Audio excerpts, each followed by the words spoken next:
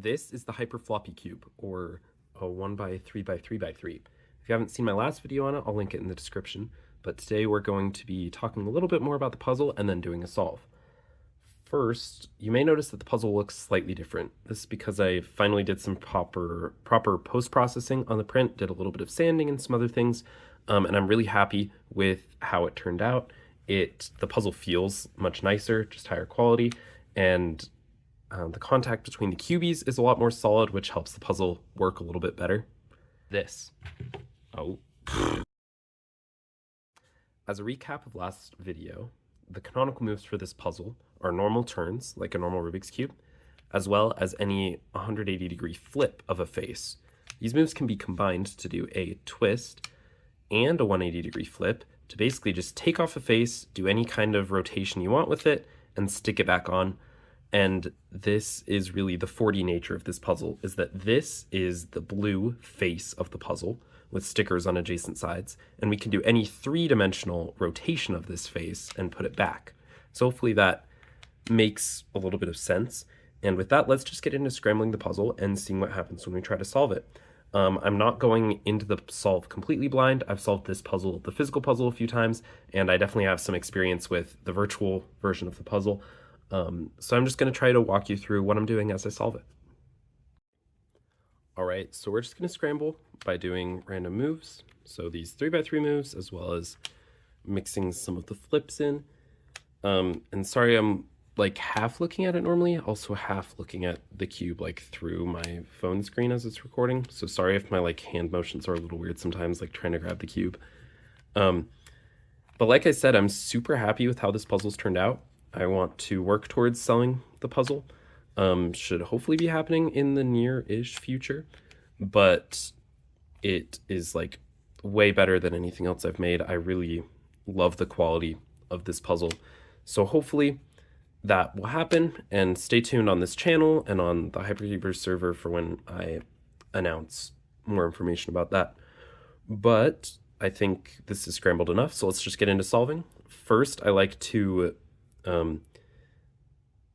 worry about just the pink and purple axis and swapping those out. So first I see I have two centers, which is convenient. That's what I normally go for. And then let's count the two centers that need to be flipped. And then I have 4 corners, which is nice. And 1, 2, 3, 4, 5, 6 edges. So on my first flip of a center, I want to have 2 corners and 3 edges. So if I do that and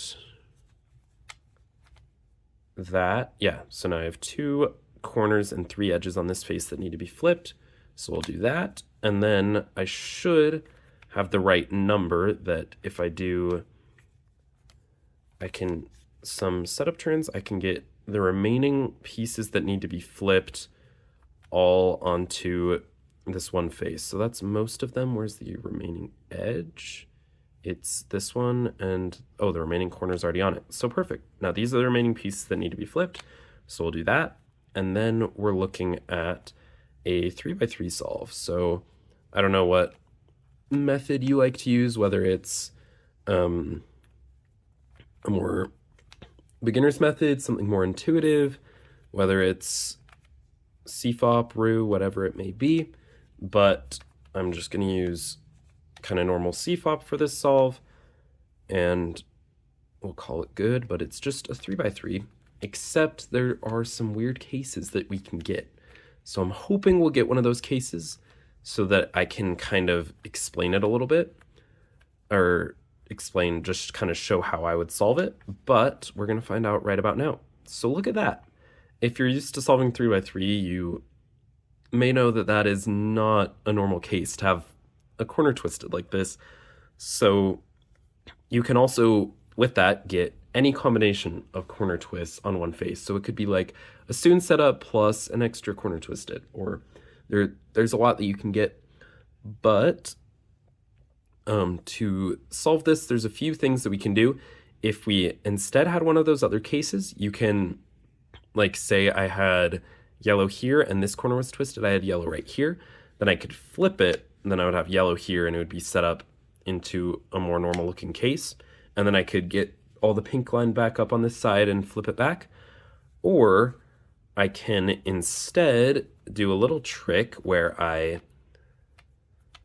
turn this corner, and then I'm going to flip it to change what orientation it needs. So you may notice right now it needs a clockwise twist to get solved, but if I do this, now it requires a counterclockwise twist to get solved. So yeah, now that I'm on the counterclockwise, I can undo those moves that I just did to rotate it clockwise, and that will fix its orientation, and I can flip back, and now we have a more normal looking case. So, oh yeah, the turning works really well unless you try to use finger tricks. Like if I just try to flick, then it's just going to come apart. But as long as you actually grab a face, then it like almost never falls apart. Like the faces are pretty sturdy. And we will finish it off with an F-berm.